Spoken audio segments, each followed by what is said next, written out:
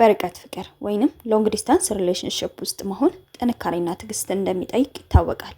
ይሁንና በትክክለኛ ግንኙነት፣ በግልጽነትና በቁርጠኝነት የርቀት ፍቅር ይበልጥ ጠንካራና ስኬታማ እንዲሆን ማድረግ ይቻላል። በርቀት ፍቅር ውስጥ ፍቅራችሁን ይበልጥ ማራኪ፣ ዘላቂና በማንኛውም ማዕበል የማይናወጥ ሊያደርጉ የሚችሉ ግንኙነታችሁን ይበልጥ እንዲዘልቅና እንዲያብብ የሚረዱሽን ዋና ዋና ነገሮች በዛሬው ቪዲዮ እንመለከታለን።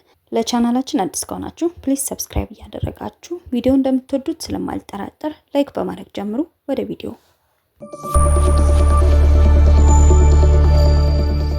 አንደኛ፣ ጥራት ያለውና መደበኛ የኮሙኒኬሽን ልምድ ይኑራችሁ። ብዛት ሳይሆን ጥራት። ቀኑን ሙሉ ስልክ ላይ መጣበቅ የግድ አይደለም። ይልቁንም በሚመቻችሁ ሰዓት፣ ለምሳሌ ጠዋት ወይንም ማታ ከልብ መደማመጥ የሚችልበት መልካምና ጥሩ ጊዜ ማሳለፍ። የቪዲዮ ጥሪዎችን አዘውትሩ። የሰውን የፊት ገጽታ ማየት፣ ፈገግታውን መመልከትና የአይን ንክኪ ማድረግ የርቀቱን ስሜት በእጅጉ ይቀንሰዋል።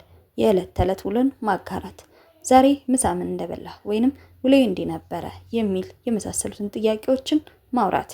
አብራችሁ ባትሆኑም እንኳን በአንዱ ህይወት ውስጥ ሌላኛው እንዳለ እንዲሰማችሁ ያደርጋችኋል። ሁለተኛ፣ እምነትና ግልጽነትን መገንባት፣ ጥርጣሬን ማስወገድ። በርቀት ግንኙነት ውስጥ ትልቁ ጠላት አለመተማመን ነው። ስልኩን ሳያነሳ ሲቀር ወይንም መልስ ሲዘገይብሽ ወዲያው ወደ መጥፎ ጥርጣሬ ከመሄድ ይልቅ በሰላም ተረጋግቶ መጠበቅን መልመድ ያስፈልጋል። ስሜትን በግልጽ መናገር፣ የናፈቀሽን፣ የቆጨሽን ወይንም ያስቀየመሽን ነገር በውስጥሽ አታብሰልስዩ። እንዲህ ሲሆን ቅር ይለኛል ወይንም ዛሬ በጣም ናፍቀኸኛል ብለሽ ስሜትሽን በግልጽና በሳል በሆነ መንገድ አጋሪው። ሶስተኛ፣ ለወደፊቱ አብሮ የመሆን ግልጽ እቅድ ይኑራችሁ። የርቀት ፍቅር የሚዘልቀው የመጨረሻ ግብ ሲኖረው ነው። መቼ ነው በአካል የምንገናኘው? መቼ ነው ሙሉ በሙሉ አብረን የምንኖረው የሚለውን ነገር በግልጽ መነጋገርና ለዚያ መስራት ለግንኙነቱ ተስፋና ጉልበት ይሰጠዋል። የሚቀጥለውን በአካል የምትገናኙበትን ቀን መቁረጥና ቀጠሮ መያዝ በመካከላቸው ያለውን ጉጉት ሕያው ያደርገዋል። አራተኛ፣ አብሮነትን በቴክኖሎጂ ማሳደግ፣ አብሮ ጊዜ ማሳለፍ። በርቀቱ ናችሁም አብራችሁ ማድረግ የምትችሏቸው ነገሮች አሉ። ለምሳሌ በአንድ ሰዓት ላይ አንድ አይነት ፊልም እያያችሁ በቴክስት መወያየት፣ አብሮ በቪዲዮ ኦንላይን ሆኖ እራት መብላት ወይንም ኦንላይን ጌሞችን አብሮ መጫወት ይቻላል። ድንገተኛ ስጦታዎች፣ ባልጠበቀበት ሰዓት በሰርፕራይዝ መልክ የሚላኩ ትናንሽ ስጦታዎች፣ አበባ ወይንም የሚወደው ነገር እዚያው ባላችሁበት አካባቢ ባሉ የማድረሻ ወይንም ዴሊቨሪ አገልግሎቶች አማካኝነት መላክ ትስስራችሁን ያጠነክርላችኋል። አምስተኛ፣ በራስ ህይወት ላይ ማተኮር ወይንም ነፃነት። ፍቅረኛሽ የህይወትሽ ትልቅ አካል ቢሆንም ሙሉ ህይወትሽ ግን መሆን የለበትም።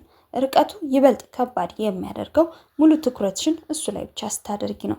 በራስሽ ስራ፣ ትምህርት፣ በትርፍ ጊዜ ማሳለፊያዎች፣ ከጓደኞችሽና ከቤተሰቦችሽ ጋር ባለሽ ግንኙነት ላይ ጠንክረሽ ቀጥይ። አንቺ በራስሽ ህይወት ደስተኛና ስኬታማ ስትሆኚ ለግንኙነታችሁም የምታመጪው ጉልበት አዎንታዊና ማራኪ ይሆናል። ለወንዱ አጋርሽ የመተንፈሻና የራሱ ጊዜ መስጠት ፍቅሩን ይበልጥ እንዲያከብረው ያደርገዋል። ነፃነት ስጪው። ከጓደኞቹ ጋር ጊዜ ማሳለፍ ሲፈልግ ወይንም የግል ስራ ሲኖረው በደስታ ፍቀጅለት። ለምን ደወልክ? የት ነህ? የሚሉ ጥያቄዎችን አታብሺ። በራሱ የሚተማመንና አንቺን የሚያምን ወንድ ነፃነት በሰጠሽው ልክ ይበልጥ ወደ አንቺ ይጠጋል። አርአያው ነው። አንቺን በራስሽ ህይወት ስራና ስኬት ላይ ትኩረት አድርገሽ ስትጠመጂ እሱ ላንቺ ያለው ክብርና ጉጉት በከፍተኛ ደረጃ ይጨምራል። ስድስተኛ፣ የፍቅር ቋንቋን መለየትና በተግባር መዋል። እያንዳንዱ ሰው ፍቅር የሚሰማበት የራሱ መንገድ ወይንም ላቭ ላንጉጅ አለው። በርቀት ስትሆኑ የርቀት ቋንቋን ማወቅና መተግበር ጥበብን ይጠይቃል። የማበረታቻ ቃላት፣ እሱ የሚወደው ይሄን ከሆነ ድንገት በስራ ላይ እያለ ባንተ እኮ እኮራብሃለሁ፣ በጣም ጎበዝ ነህ ወይንም ስላገኘው እድለኛ ነኝ የሚሉ መልእክቶችን በድምጽ ወይንም በጽሁፍ መልእክት ላኪለት። ጥራት ያለው ጊዜ ወይንም ኳሊቲ ታይም ማሳለፍ። በቪዲዮ ስታወሩ ትኩረትሽ ሙሉ በሙሉ እሱ ላይ ብቻ ይሁን። ሌላ ሶሻል ሚዲያ እያየሽ ወይንም ሌላ ነገር እየሰራሽ የምታወሪ ከሆነ አብሮነት አይሰማውም። ተግባራዊ እርዳታ ወይንም አክት ኦፍ ሰርቪስ። በርቀት ሆኖ ማገዝ ይቻላል። ለምሳሌ የሚፈልገውን መረጃ ኦንላይን ፈልጎ ማገዝ ወይንም እሱ ያለበት አካባቢ ያሉ አገልግሎቶችን በስልክ አስተካክሎ በማቅረብ ጭንቀቱን መቀነስ ትችያለሽ። ሰባተኛ፣ ግጭቶችን በአግባቡ የመፍታት ጥበብ። በርቀት ፍቅር ውስጥ አለመግባባቶች ሲፈጠሩ በጽሁፍ ወይንም በቴክስት ለመፍታት መሞከር ነገሮችን ሊያባብስ ይችላል። ምክንያቱም የጽሁፍ መልእክት የድምፅ ቅላጼና የስሜትን ክብደት በትክክል መግለጽ አይችልም። ህጉ ቅሬታ ወይንም አለመግባባት ሲኖር በጽሁፍ ከመከራከር ይልቅ ይህን ነገር በድምፅ ወይንም በቪዲዮ ብናወራ ይሻላል ብሎ ቀጠሮ መያዝ ነው።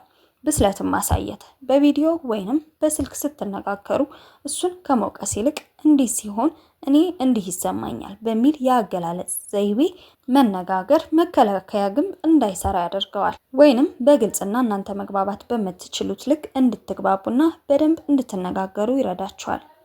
8ኛ በአካል ስትገናኙ የሚኖራችሁን ጊዜ ማቀድ። አልፎ አልፎ በአካል የመገናኘት እድል ስታገኙ ያ ጊዜ የማይረሳና ግንኙነታችሁን የሚያድስ እንዲሆን አስቀድሞ ማቀድ ይመረጣል።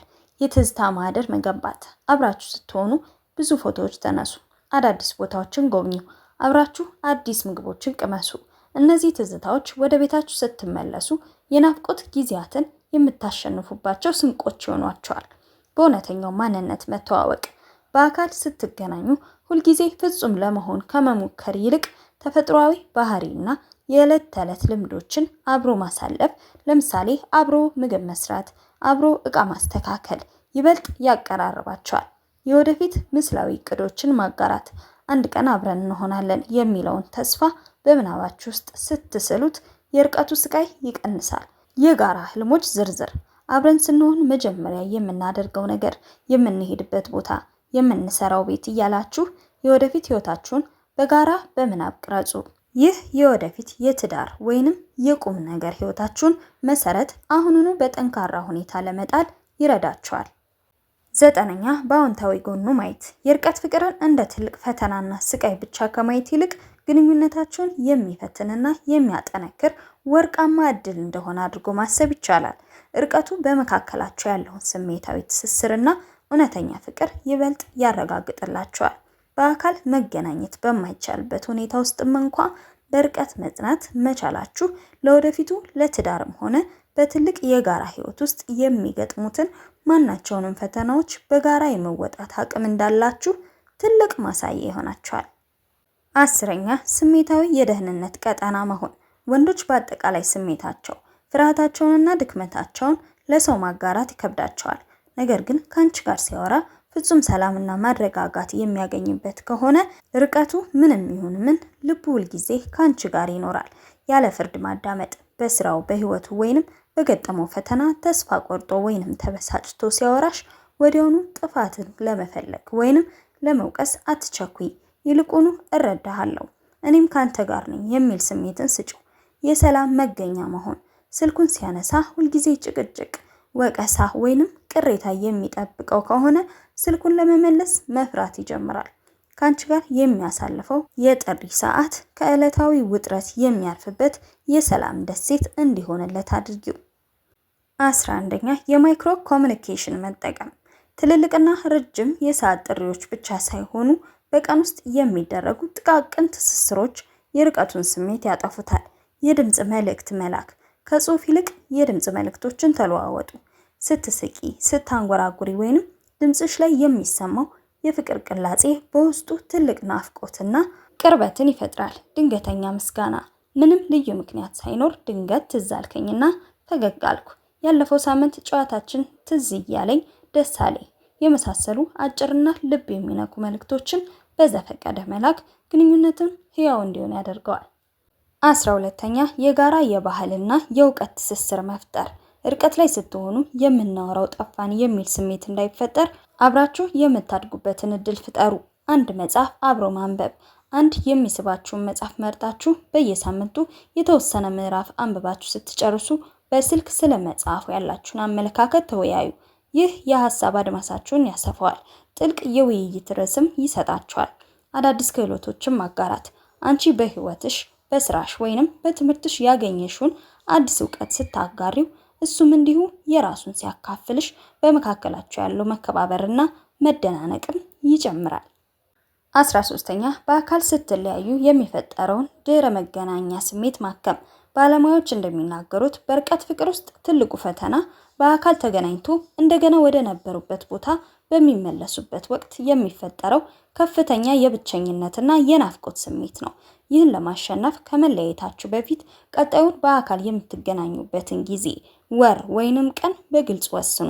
ስትለያዩ የሚሰማችውን ባዶነት ለመሙላት እሱ ወደ ቤቱ ሲመለስ ቦርሳው ውስጥ የሚያገኘው ትንሽ የፍቅር ማስታወሻ ጽፈሽ ደብቂለት።